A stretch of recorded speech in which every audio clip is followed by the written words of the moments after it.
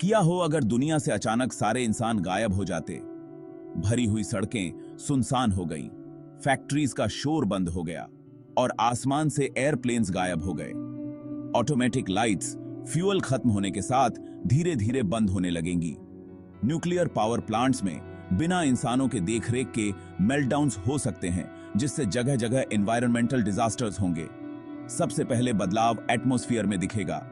बिना human emissions के हवा साफ होने लगेगी और सदियों से न दिखा आसमान का नजारा दिखेगा। इंडस्ट्रियल वेस्ट से मुक्त होकर नदियां साफ होने लगेंगी, उनका पानी धीरे धीरे शुद्ध होगा। पालतू जानवरों को अपने मालिकों के बिना जंगल में रहने में मुश्किल होगी। नेचर का बैलेंस ये कभी जो इंसानों ने बिगाड़ दिया था धीरे धीरे वापस आने लगेगा।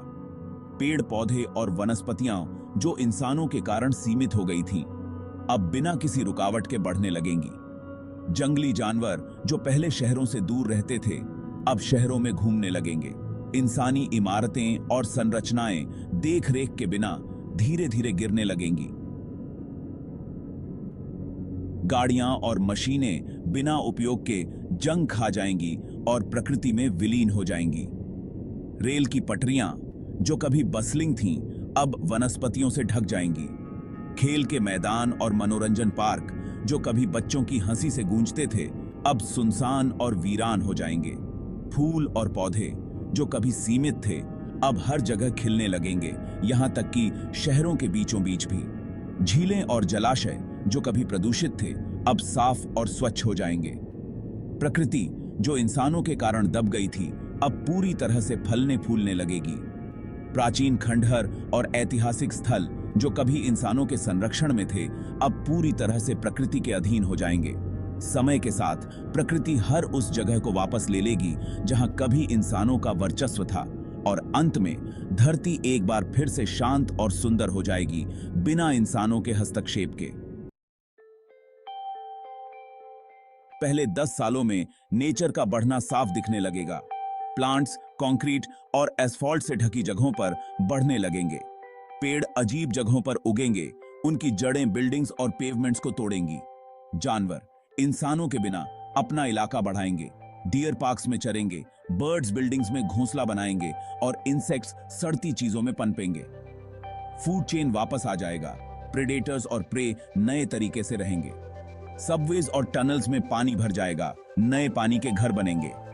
सीवेज सिस्टम्स बिना मेंटेनेंस के बह जाएंगे, नदियों को गंदा करेंगे, लेकिन फिर नेचर उन्हें साफ करेगा। पानी को कंट्रोल करने के लिए बनाई गई चीजें नेचर के आगे हार जाएंगी। अगले 100 सालों में जानवरों की संख्या में बड़ा बदलाव आएगा। एंडेंजर्ड स्पीसीज फिर से बढ़ने लगेंगे।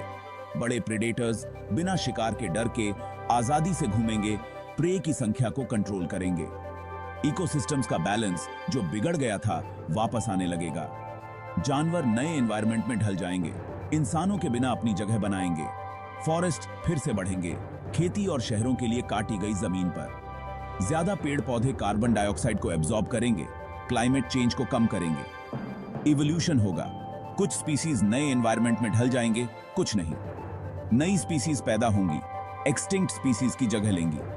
इंसानों के बिना धरती हील होने लगेगी।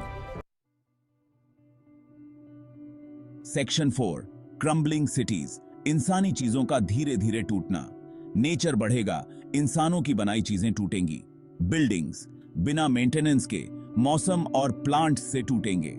स्काईस्क्रेपर्स इंसानी दिमाग की निशानी, स्टील और कंक्रीट के ढांचे बन जाएंगे, रस्ट और इरोजन से टूटेंगे।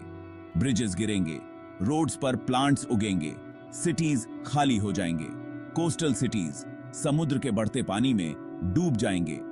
बढ़ता पानी शोर लाइंस को तोड़ेगा, बिल्डिंग्स और इंफ्रास्ट्रक्चर डूब जाएंगे। इंसानी चीजों का टूटना नेचर के लिए अच्छा है। सेक्शन 5 अ न्यू इक्विलिब्रियम, धरती का बड़ा बदलाव। हजारों सालों में धरती एक नया बैलेंस बनाएगी, इंसानों के बिना।